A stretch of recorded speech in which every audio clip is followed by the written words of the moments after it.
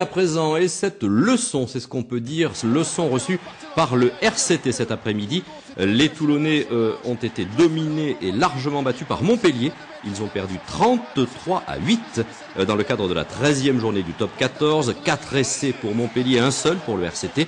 Pourtant, les Varois avaient battu la semaine dernière ces mêmes joueurs héroltais dans le cadre d'une Coupe d'Europe. Mais décidément, le top 14 est très dur pour les Varois, peut-être un peu trop dur. Et déjà, le retour en Pro D2 est envisagé par le patron du RCT, Morad Boudjelal, qui est optimiste tout de même et qui pense reformater son équipe pour la poursuite de ce championnat. Les précisions de Francis Di César et de Jacques Bertolotti. Le détail du rapport de Jack White restera au chaud au vestiaire. Mais l'entraîneur champion du monde a l'œil acéré et l'analyse percutante. Il a pointé du doigt les imperfections à l'entraînement, celles dans la gestion du groupe et la faiblesse de certaines structures. Un passage critique mais salutaire. Il semble qu'il a apporté quelques clés, comme il a dit lui-même, les clés du maintien en top 14. Et que Tana, je pense qu'il y a quelques clés qu'il mettra dans la serrure pour essayer de se maintenir cette saison. Sur des méthodes, peut-être sur une façon de resserrer le groupe qu'on est en train de mettre en place aujourd'hui. J'espère qu'on va y arriver pour le début janvier.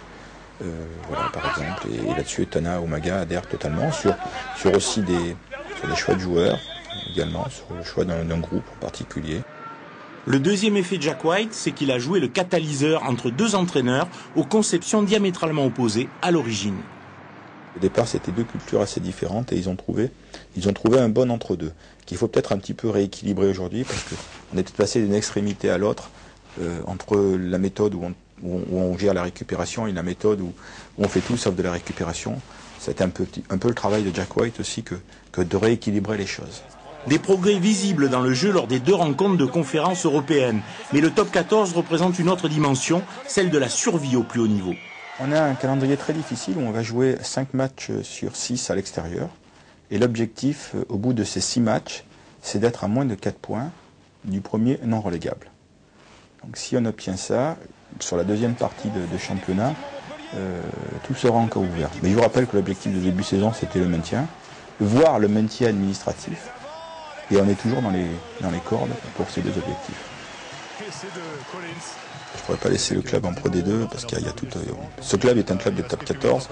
Si on descend en Pro D2, ce sera un accident. Il faudra dans ce cas-là réussir un challenge qui est de remonter en top 14 immédiatement et puis d'avoir une équipe qui fasse rêver encore la ville. Ce sera mon challenge si on descend en Pro D2. Mais bon, moi j'ai envie d'être optimiste pour cette saison. Je sais que ça va être très difficile. À mon avis, ça va se mesurer sur la fin comme à la pétanque, mais je pense et j'espère sincèrement qu'on se maintient dans le top 14. Les différentes options sont déjà envisagées par un président qui a décidé de soigner son recrutement pour 2009 et de rester, quoi qu'il en soit, à la barre du navire RCT.